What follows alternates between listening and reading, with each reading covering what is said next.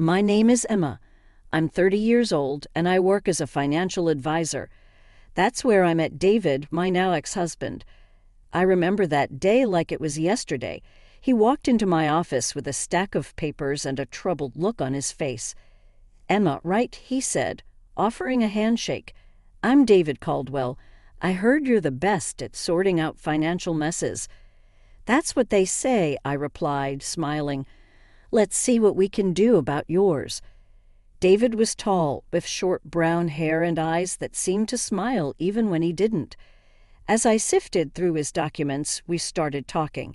It wasn't just about numbers and taxes. We talked about our favorite movies, music, and even debated over the best pizza in town. He had this easy way about him that made hours feel like minutes. I never thought sorting my finances would be this enjoyable," David admitted as we wrapped up. "Guess I have a magic touch," I joked. David laughed. "Would you like to grab a coffee sometime?" My treat for making this not as painful as I expected. That coffee turned into dinner, and dinners turned into weekend getaways.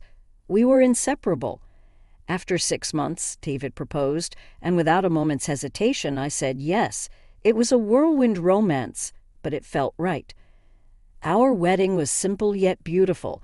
Standing there exchanging vows, I thought I had found my forever. David's mom, Barbara, was there too. She was a stern-looking woman but seemed happy for us. "You better give me grandkids soon," she whispered to me with a half-smile. Life as a married couple was blissful at first. David worked in real estate and I continued at my firm. We shared dinners, movie nights, and long walks. We were a team, or so I thought. However, things began to change when the topic of children came up more frequently. It started with occasional remarks from Barbara, but soon became her constant demand. She would call and ask if I was pregnant yet, and during visits, she'd say, "A grandchild would make this family complete." David always laughed it off. "Mom, give us some time," he'd say, but the pressure was building. At first, I tried to be understanding. After all, she was just an excited grandmother-to-be, but her persistence started to weigh on me. It was like our marriage wasn't enough without a child. "David, your mom needs to back off a bit," I said to him one evening. "I feel like she's more in our marriage than we are." David looked uncomfortable. "She's just excited, Emma. Let's not make a big deal out of it." As time went on, Barbara's influence in our life became more and more evident. It wasn't just about her constant nagging for grandchildren. She had opinions about everything, from how we should manage our finances to what we should eat. One Saturday morning, David and I were enjoying breakfast when his phone rang. It was Barbara. David put it on speaker as he usually did. "David, dear, are you both eating healthy?" "Remember, a healthy diet is important for conceiving," she said in her usual authoritative tone. David chuckled. "Yes, Mom, we're eating healthy. Don't worry." I forced a smile, but inside I was screaming. It felt like she was monitoring our every move. Things got more intense when Barbara started visiting us more frequently. One evening, she came over unannounced, carrying a stack of parenting books. "Emma, you should start reading these. It's never too early to prepare," she said, dumping the books on the coffee table. I glanced at David, hoping he would say something, but he just shrugged. "Thanks, Barbara. We'll look into them," I said, trying to sound grateful. Her visits became a regular occurrence. It was like she was keeping tabs on us, making sure we were doing everything right to have a child. And every time she brought up the topic, David would just nod and agree with her. One night, after another of Barbara's visits, I couldn't hold it in anymore. "David, we need to talk," I said, frustration evident in my voice. "What's up?" he asked, not looking up from the TV. "It's your mom. She's suffocating us with this baby talk. We barely have time to be a couple without her interference," I said. David finally looked at me. "She's just excited, Emma. She means well." "Excited or obsessed?" I countered. It feels like she's the third person in our marriage." David sighed. "She's my mom. What do you want me to do? Tell her to stop caring." "It's not about caring, David. It's about respecting our space, our decisions. Can't you see that?" David didn't respond. He just turned back to the TV, and that was the end of our conversation. But it wasn't the end of the issue. If anything, it only got worse. Barbara's visits became more frequent, and her comments more intrusive. "You two should go on a vacation, just relax. It'll help with conception," she suggested one day. "Maybe Emma should quit her job, reduce the stress," she said on another occasion. It felt like she was dictating our life, and David was letting her. I started feeling like a stranger in my own marriage. The love and understanding that had once bonded David and me seemed to be slipping away, lost in the shadow of Barbara's overbearing presence. The constant pressure about having a baby started to take its toll on both of us. David and I were arguing more often, and the romance that once filled our home seemed to have evaporated. Still, amidst all this, I held on to the hope that things would get better, that we'd find our way back to each other. But then came the day that changed everything. David came home late one evening, looking more downcast than usual. I was in the kitchen, trying to fix us a quick dinner. "David, is everything okay?" I asked, concerned. He slumped into a chair at the kitchen table, burying his face in his hands. "We need to talk, Emma." That tone in his voice sent a chill down my spine. I sat across from him, my heart pounding. "It's about us trying to have a baby," he started, not meeting my eyes. "What about it?" I asked, a knot forming in my stomach. "We went to the doctor, remember? For those tests," he said, finally looking up at me. I nodded. A few weeks ago, we had gone for a fertility checkup, hoping it would put Barbara's nagging to rest. David took a deep breath. "The results came in today. It's not you, Emma. It's me." I felt a mix of emotions, relief, sadness, and confusion. "What do you mean?" "The doctor said I have a low sperm count. It's unlikely that I can father a child," he said, his voice breaking. I reached for his hand, trying to offer some comfort. "David, it's okay. We can figure this out together. Maybe there's treatment or other options." He pulled his hand away, shaking his head. "No, you don't understand. I can't. I won't go through any treatment. It's just not something I can do." I was stunned. But why? If there's a chance. "It's my decision, Emma. I just can't," he said firmly. I couldn't believe what I was hearing. The man I loved, who always seemed so strong and confident, was giving up without even trying. "David, please don't let this come between us. We can work through it," I pleaded. He stood up, avoiding my gaze. "I need some time alone to think about all this," and just like that, he walked out of the kitchen, leaving me sitting there, trying to process it all. I couldn't understand why he wouldn't even consider treatment. Was his pride more important than our chance to have a family? The next few days were like walking on eggshells. David barely spoke to me, and when he did, it was short and cold. I felt a growing distance between us, a crack in the foundation of our marriage that seemed to be widening with each passing day. Then came the day that turned the crack into a gaping hole. David had been out late again. I was in bed, pretending to be asleep when he came in.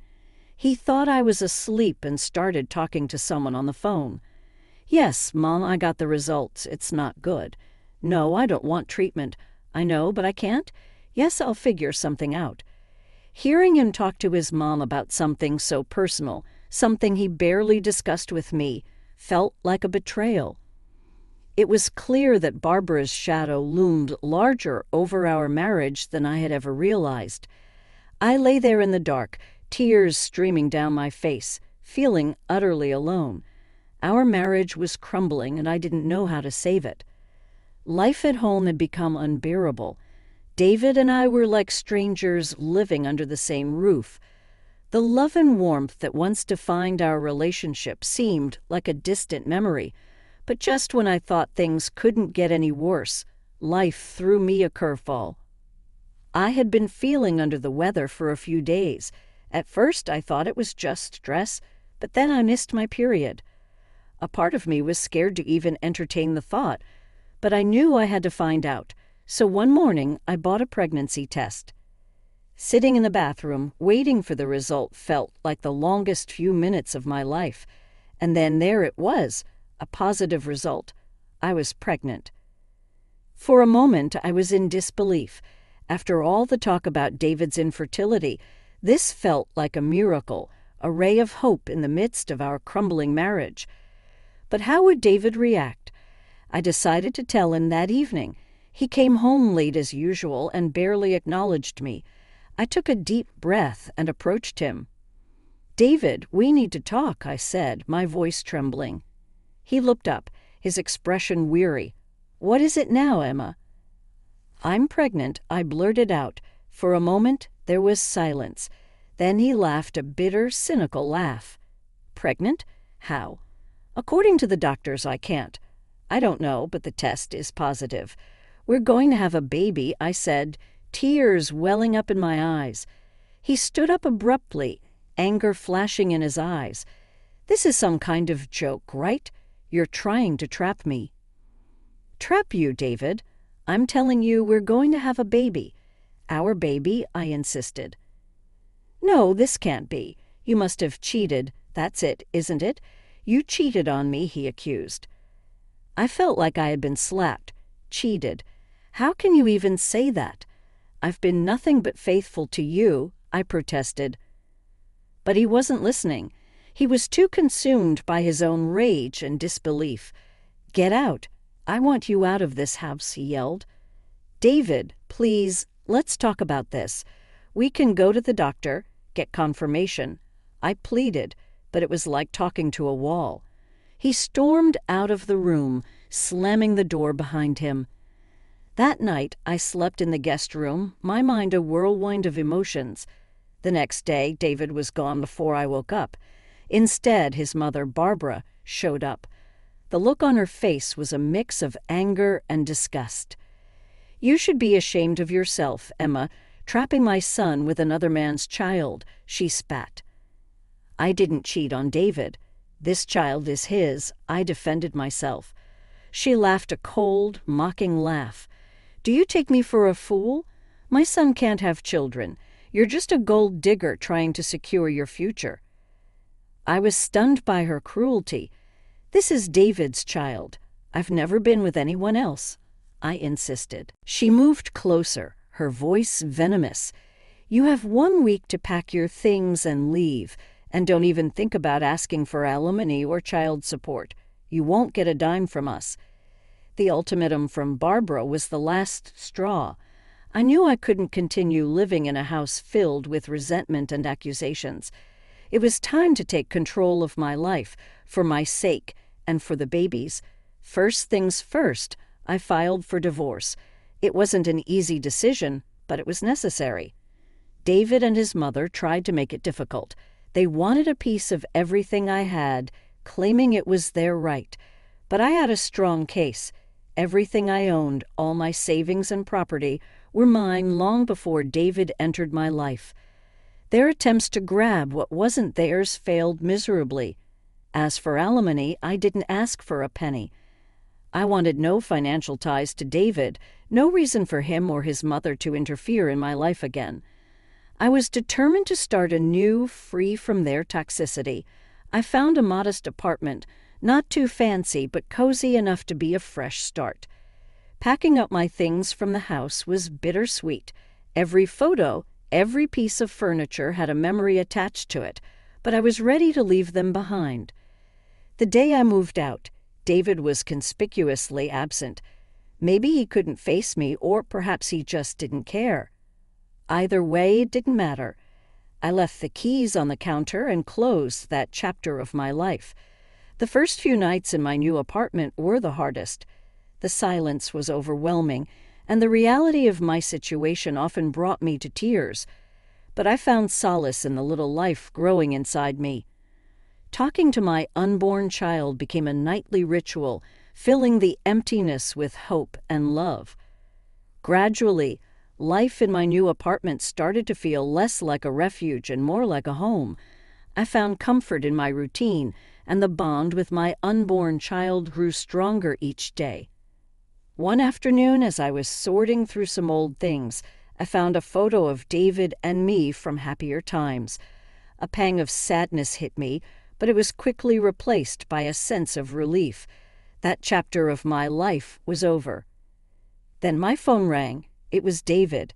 "Emma, I've received the divorce papers," he said, his voice emotionless. "I'm glad they reached you. Please take care of the formalities," I responded calmly. There was a pause before he added, "I won't bother you about the baby. You won't hear from me again." It was a cold goodbye, but it was closure. As I hung up, I realized that in my solitude I had found an inner strength I never knew I had. I was ready to face the future, not as David's estranged wife, but as a strong, independent woman and a loving mother. It was a quiet evening, and I was sitting on the couch browsing through a magazine while Jacob, my 4-year-old son, played with his toys on the floor. The peace was interrupted by a sudden knock on the door. Puzzled, I went to answer it, wondering who it could be at this hour. Standing there was a woman I barely recognized, but her eyes held a familiar sorrow. "Hi, Emma. It's been a long time," she said hesitantly. It took me a moment, but then I recognized her as Linda, a friend I had known through my ex-husband. "Linda, yes, it has been. What brings you here?" I asked, trying to keep my voice steady. Linda shifted uncomfortably, looking past me at Jacob, who was now peeking around my legs. "I thought you should know about David." Just hearing his name after all these years sent a chill down my spine. "What about him?" I asked, trying to keep my composure. "Emma, he's not doing well. After you left, things went downhill for him. He became an alcoholic. He remarried a few years ago and had a child, but the boy was born with disabilities. David couldn't handle it. He left them, divorced his wife, and now he's refusing to pay child support. He's in legal trouble," Linda explained. The news hit me hard, but not in the way Linda might have expected. I felt a deep sadness, not for David, but for his child and the woman he had left behind. "That's terrible," I said softly. Linda nodded. "I thought you should know, given your past with him." I appreciated her concern, but knew I had to set boundaries. "Thank you for telling me, Linda, but that part of my life is over.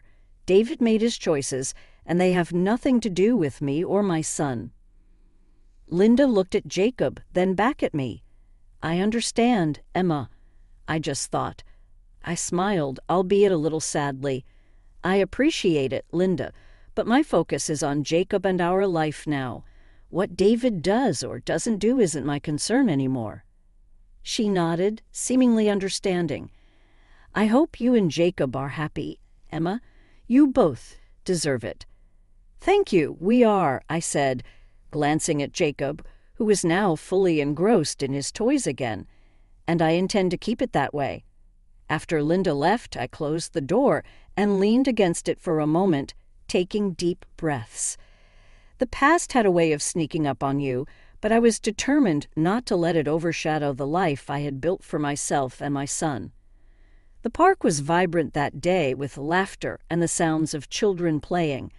I was there with Jacob, my heart swelling with pride as I watched him run around. Then a familiar, unwelcome voice sliced through the air. "Emma, is that you?" I turned, my heart sinking. Barbara, my former mother-in-law, was approaching, her eyes fixed on Jacob. "Barbara," I said coolly, "what are you doing here?" Ignoring my tone, her gaze was locked on Jacob. "He's grown so much. He's your son, right?" "Yes, this is Jacob," I answered, subtly moving to stand between her and my son. Barbara's eyes sparkled with a disturbing kind of eagerness. I was hoping to see him. After all, he's my grandson. I felt a wave of anger. And why would you want to see him? Well, you know my other grandson. She trailed off, her face twisting. He's not well. He's sick. It's just not the same. I want to be part of a healthy grandchild's life. Her words struck me like a slap.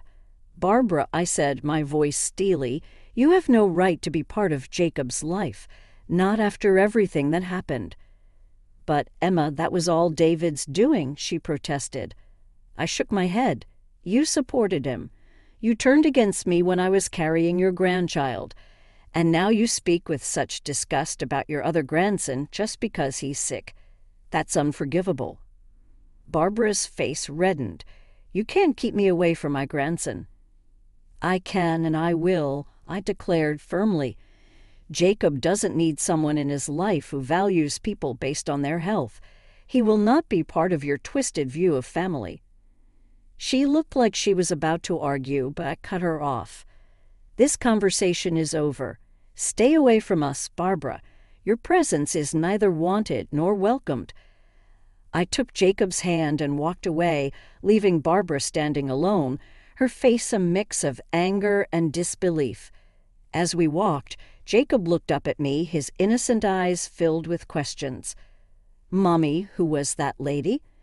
That was someone we used to know, sweetheart, I replied gently, but she's not part of our lives anymore. Sitting on the porch, watching the sunset paint the sky with warm colors, I felt a sense of peace I hadn't known in years. Jacob was inside, his laughter echoing as he played.